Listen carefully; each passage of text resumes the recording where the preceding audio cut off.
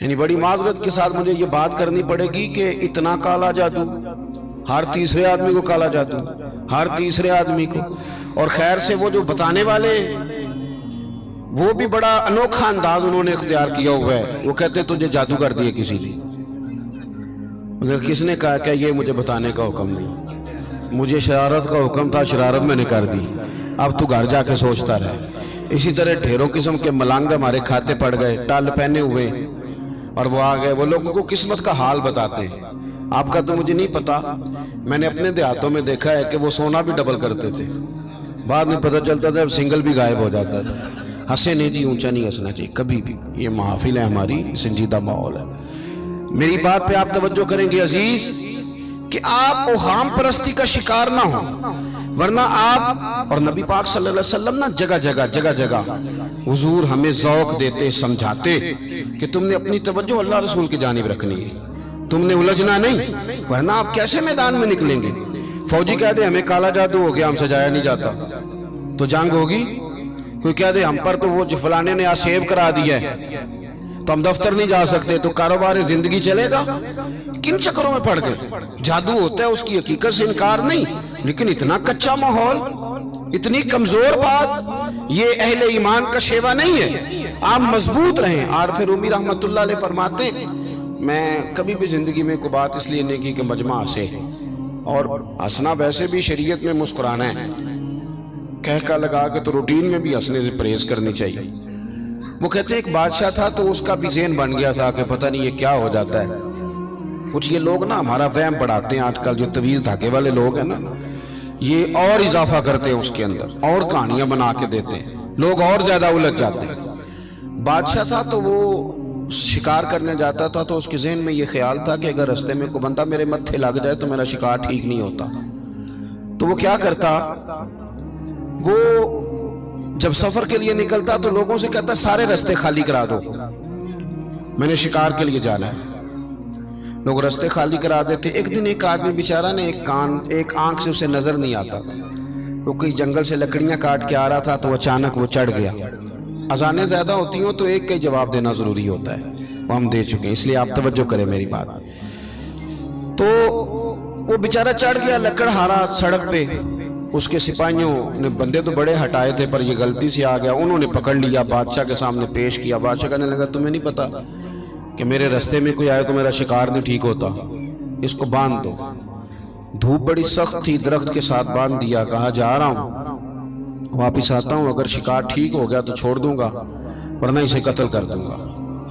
2 بندے اس کے سرانے کھڑے کر دیے تلوار لے کر کے. اب وہ بیچارہ صبح سے بندہ ہے. بادشاہ چلا گیا. اتفاق کی بات یہ کہ آج شکار پہلے سے بھی اچھا ہوا، خوب ہوا. بادشاہ واپس آیا. اب یہ دھوپ میں بندہ ہے، کسی نے پانی بھی نہیں پوچھا. تنگ آمد بجنگ آمد.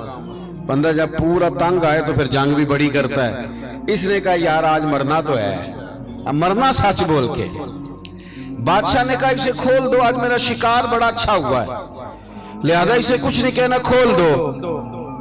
رسیاں کھول دی تو پتہ کا شخص کہتا بادشاہ ایک بات کر لوں میں بھی، مار تو جانا ہی ہے پر ایک بات کر لوں. کہنے لگا کرو. کہنے لگا تم نے صبح میرا منہ دیکھا تھا، تمہارا شکار بڑا اچھا ہوا ہے، دن بڑا اچھا گزرا ہے، پر میں نے آج سویرے تمہارا منہ دیکھ لیا تھا، تو دیکھو میرا بیچارے کا کیا حال ہوا ہے کہ صبح سے یہاں. اب تم بتاؤ منحوس میں ہوں کہ تم ہو؟ نحوست میرے اندر کہ تمہارے اندر؟ میں اگر کوئی جوان آدمی میرے ساتھ آ کے یہ بات کرتا ہے نا کہ میری فلان ہو گیا تو میں بڑا، تم مجھے اس پہ غصہ آتا ہے. میں کہتا ہوں آپ اس عمر میں یہ کام کریں گے تو بزرگوں کو کون سہارا دے گا؟ ضعیفوں اور کمزوروں کو کون اٹھائے گا؟ آپ اتنی کچی باتیں کرتے ہیں. اور یہاں پیروں نے بھی عجیب تماشا گھڑا ہوا ہے. سویرے 9 بجے بیٹھ جاتے ہیں تعویذ لکھنے. آپ قرآن شریف کا درس کب دیں گے؟ آپ حدیث پاک کب پڑھائیں گے؟ آپ ان کو اصول فقہ کب بتائیں گے؟ پیر صرف دین کا نمائندہ ہوتا ہے جس نے رب رسول کا دین پڑھنا ہے اور آگے پڑھانا ہے، جس نے لوگوں کو وہاں سے دین سیکھ کے آگے سکھانا ہے. باقی کیا معنی ہے چیزوں کا؟ اس نے صرف آسان کر کے جو ہمارے صوفیاء نے دیا آگے بات پہنچانی. دین سیکھنے سکھانے کا نام پیری مریدی ہے، اس کا کوئی اور معنی ہے ہی نہیں سرے سے. کہاں سے آ گئی یہ ساری چیزیں؟ حدیث سنیے، بخاری میں موجود ہے، مسلم میں موجود ہے. حضرت ابو ہریرہ رضی اللہ تعالیٰ عنہ فرماتے ہیں نبی پاک علیہ السلام کے साहिबजादे का विसाल हुजूर की गोद में हो गया, गोद में विसाल कर गए साहिबजादे। हुजूर को बड़ी तकलीफ हुई, आंखों से आंसू आए, सरकार रोए। सहाबा ने अर्ज की, हुजूर आप भी आंसू बहाते हैं? फरमाते हैं मेरा बेटा गया है। ये आंसू मोहब्बत की अलामत है, वरना मेरे दिल और जुबान पे वही है जिससे मेरा रब राजी होता है। इत्तेफाक की बात देखिए, इत्तेफाक की, कि उसी दिन जिस दिन सरकार के साहिबजादे का विसाल हुआ, उसी दिन सूरज को ग्रहण भी हो गया। अब जोड़ने वाले बातें जोड़ देते हैं ना। कुछ लोगों ने बात जोड़ दी, कहने लगे देखा हुजूर के साहिबजादे का विसाल हुआ तो सूरज को भी ग्रहण हो गया, सूरज को भी ग्रहण हो गया। और मेरे दोस्तों सुनो, ये अकीदों की मजबूती कितना जरूरी काम है। अपने आप को फिक्री तौर पर मजबूत रखना कितना जरूरी है। अहमद मुख्तार नबी पाक सल्लल्लाहु ताला अलैहि वसल्लम ने उसी दिन लोगों को मस्जिद में जमा फरमाया, उसी वक्त। सहाबा कहते हम बड़े परेशान थे कि हुजूर तो गमज़दा है, ना कोई जिहाद की बात होगी ना और कोई होगी, तो इस वक्त क्यों तलब किया? सबको मस्जिद में बुलाया और बुला के मेरे नबी पाक अलैहिस्सलाम ने खुतबा दिया। अल्लाह करे आपको समझ आए।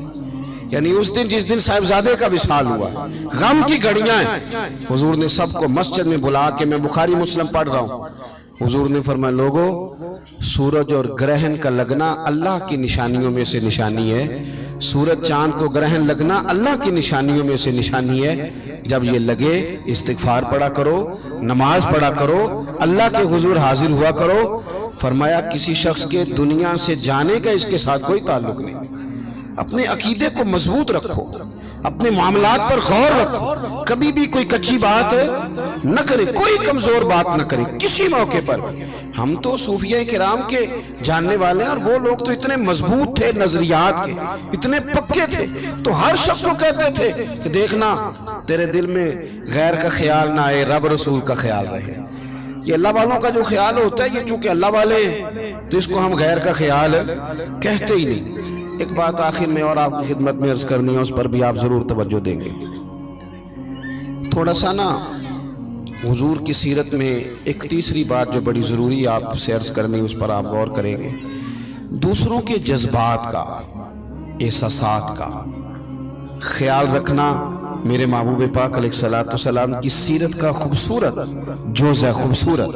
यानी दूसरों के जज्बात का ख्याल रखना। आप देखें, आपको ना इस मजमून की दर्जनों हदीसें मिलेंगी बुखारी मुस्लिम में, कुतुब अहादीस में, दर्जनों। हुजूर फरमाते मेरा दिल चाहता है कि लंबी नमाज पढ़ाऊं। नमाज किसकी? अल्लाह की। दिल चाहता है कि नमाज लंबी पढ़ाऊं, लेकिन हुजूर फरमाते हैं फिर मुझे पीछे बच्चों का ख्याल आता है, बीमारों का ख्याल आता है। हुजूर नमाज रब की, ख्याल बंदों का। नमाज में हुजूर फरमाते हैं कि मैं ना इसलिए लंबी नहीं करता कि लोगों को तकलीफ न हो। हुजूर फरमाते मेरा दिल चाहता था कि तहज्जुद की नमाज तुम पर जरूरी करार दे दूं, पर तुम्हें तकलीफ होगी, लिहाजा मैं ये काम नहीं करता। मैं अपनी चाहत नहीं देख रहा, तुम्हारी नींद देख रहा हूं। हुजूर फरमाते दिल करता था मिसवाक को वुजू के साथ जरूरी करार दे दूं, पर तुम्हें तकलीफ होगी, लिहाजा मैं ये काम। आप मेरी बात समझ रहे हैं भाई? इतना एहसास। मुस्लिम शरीफ में हदीस है, सरवरे कायनात सल्लल्लाहु ताला अलैहि वसल्लम की खिदमत में अर्ज किया गया, हुजूर ये इमाम है, ये लंबी नमाज पढ़ाते हैं। अब जाहिर है वो कुरान शरीफ ही पढ़ते होंगे, अच्छे जज्बात के साथ करते होंगे, लेकिन हुजूर ने बड़े उनको तंबीह फरमाई और फरमाया मैं लोगों को दीन के करीब करता हूं तो दूर करता है। जब लोगों को नमाज पढ़ाए तो एतदाल के साथ पढ़ा, दरमियाने तरीके। खुद पढ़ तो जितनी मर्जी पढ़, थोड़ा सा ना जज्बात का ख्याल करें।